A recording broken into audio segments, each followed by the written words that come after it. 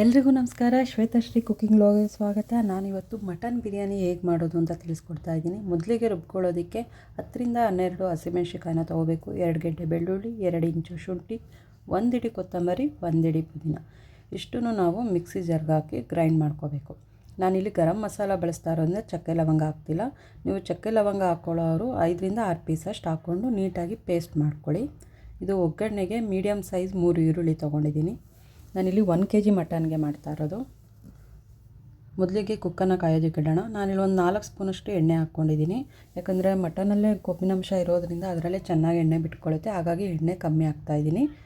ನೀವು ಮಟನಲ್ಲಿ ಕೊಬ್ಬಿಲ್ಲ ಅಂದರೆ ಎಣ್ಣೆ ಜಾಸ್ತಿ ಹಾಕ್ಕೊಳ್ಳಿ. ಈಗ ಒಗ್ಗರಣೆಗೆ ಸೋಂಪು, ಪಲಾವ್ ಎಲೆ 2 ಹಾಕ್ಕೊಂಡು ಚೆನ್ನಾಗಿ ಒಂದು ಏಲಕ್ಕಿ ಹಾಕ್ಕೊಂಡು ಫ್ರೈ ಮಾಡ್ಕೊಂಡಿದ್ದೀನಿ. ಈಗ ಆನಿಯನ್ ಆ್ಯಡ್ ಮಾಡಿ ಚೆನ್ನಾಗಿ ಮಿಕ್ಸ್ ಮಾಡ್ಕೊತೀನಿ.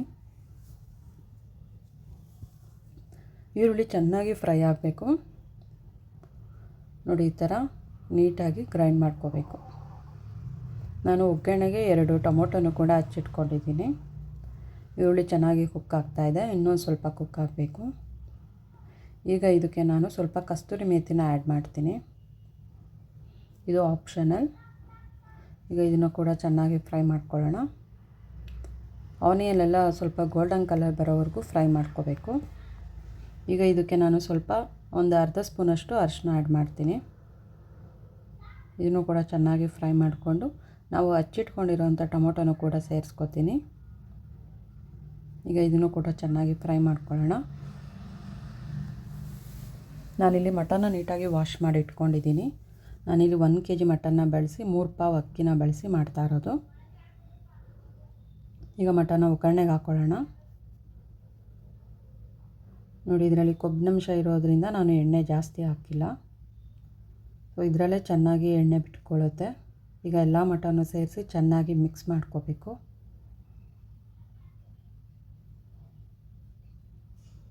ಚೆನ್ನಾಗಿ ಫ್ರೈ ಮಾಡ್ಕೊಳ್ಳೋಣ. ಚೆನ್ನಾಗಿ ಫ್ರೈ ಆಗಿ ಇದು ನೀರು ಬಿಟ್ಕೊಳ್ಳೋವರೆಗೂ ಕುಕ್ ಮಾಡ್ಕೊಳ್ಳೋಣ. ನಾನಿಲ್ಲಿ ರುಬ್ಕೊಂಡಿರೋ ಜಾರ್ಗೆ 1 ಸ್ಪೂನ್ ಧನಿಯಾ ಪುಡಿ, 1 ಸ್ಪೂನಷ್ಟು ಗರಂ ಮಸಾಲಾನ ಆ್ಯಡ್ ಮಾಡ್ತಾಯಿದ್ದೀನಿ. ನಾನು ಚಕ್ಕೆ ಲವಂಗ ಬಳಸ್ತಾರೆ ಇರೋದರಿಂದ ಇದಕ್ಕೆ ನಾನು ಗರಂ ಮಸಾಲ ಬಳಸ್ತಾಯಿದ್ದೀನಿ. ಎಣ್ಣೆ ಜೊತೆಗೆ ಚೆನ್ನಾಗಿ ಫ್ರೈ ಆಗಿದೆ. ಎಣ್ಣೆ ಎಲ್ಲ ಚೆನ್ನಾಗಿ ಬಿಟ್ಕೊಂಡಿದೆ. ನೀರಿನ ಅಂಶನೂ ಕೂಡ ಚೆನ್ನಾಗಿ ಬಿಟ್ಟಿದೆ. ಈಗ ಇದಕ್ಕೆ ನಾವು ರುಬ್ಕೊಂಡಿರೋ ಅಂಥ ಮಸಾಲೆನ ಆ್ಯಡ್ ಮಾಡ್ಕೊಳ್ಳೋಣ. ಇದು ಹಸಿ ವಾಸನೆ ಹೋಗೋವರೆಗೂ ಚೆನ್ನಾಗಿ ಫ್ರೈ ಮಾಡ್ಕೋಬೇಕು. ಒಂದು 5ರಿಂದ 10 ನಿಮಿಷ ಚೆನ್ನಾಗಿ ಮೀಡಿಯಮ್ ಫ್ಲೇಮಲ್ಲೇ ಚೆನ್ನಾಗಿ ಫ್ರೈ ಮಾಡ್ಕೋಬೇಕು.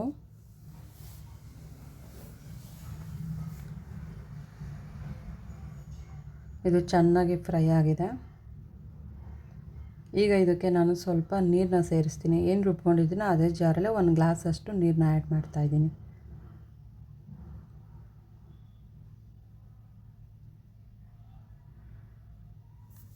ಈಗ ಇದಕ್ಕೆ ನೀರನ್ನ ಸೇರಿಸಿ ಚೆನ್ನಾಗಿ ಮಿಕ್ಸ್ ಮಾಡ್ಕೋತೀನಿ. ಈಗ ಇದು ಕುದೀತಾ ಇದೆ.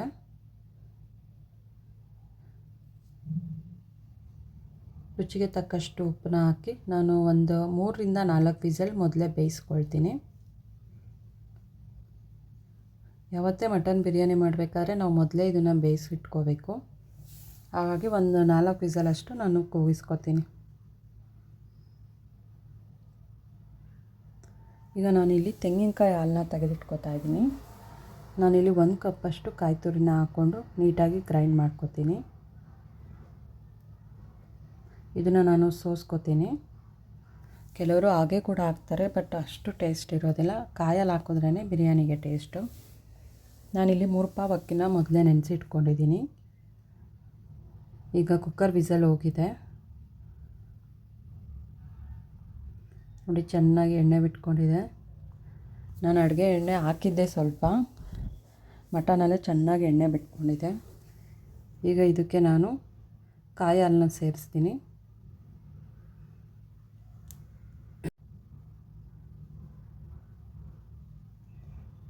ಚೆನ್ನಾಗಿ ಮಿಕ್ಸ್ ಮಾಡ್ಕೊಳ್ಳೋಣ.